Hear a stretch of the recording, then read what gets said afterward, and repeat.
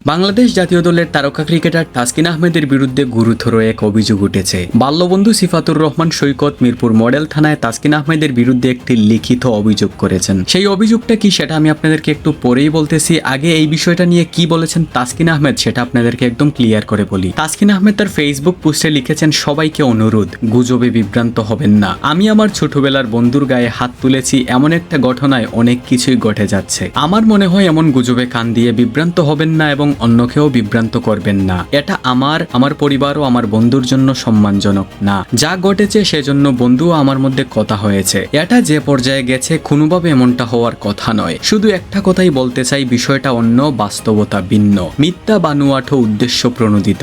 আশা করি সত্য এর সাথেই থাকবেন, সত্য কখনো মিথ্যা হয় না। এবার চলুন তার বিরুদ্ধে কেন অভিযোগ করা হয়েছে সেই বিষয়টা আপনাদেরকে বলি। তাসকিনের বিরুদ্ধে অভিযোগে বলা হয়েছে, তাসকিন ফোন করে তার বন্ধুকে ডেকে নেন এবং মারধর করেন। তাছাড়া ভয়ভীতি ও হুমকিও দেন। তবে তাসকিন এই বিষয়টিকে ভিত্তিহীন বলে মন্তব্য করেছেন। তাসকিনের বন্ধুদের দাবি, তাসকিন নাকি মদ্যপান এবং নারী কেলেঙ্কারির নেশায় আসক্ত। এর জন্য তারা তাসকিনের সঙ্গে তাদের সম্পর্কটা ছিন্ন করে। আর এটা সহ্য করতে না পেরে তাসকিন তাদের উপর অ্যাটাক করেন। তবে তাসকিন আহমেদ একদম স্পষ্টভাবে বলেছেন, এইগুলা গুজব। গুজবে কান্না দেওয়ার জন্য তিনি সবার কাছে অনুরোধ করেছেন। ডিয়ার অডিয়েন্স, এটা আসলেই জটিল একটা বিষয়। কে সত্য বলতেছে, কে মিথ্যা বলতেছে, এইটা বোঝার কোনো উপায়ই নাই। তাছাড়া এই বিষয় নিয়ে আপনার যদি কিছু বলার থাকে অবশ্যই কমেন্টে জানাবেন। And please guys, subscribe to our channel.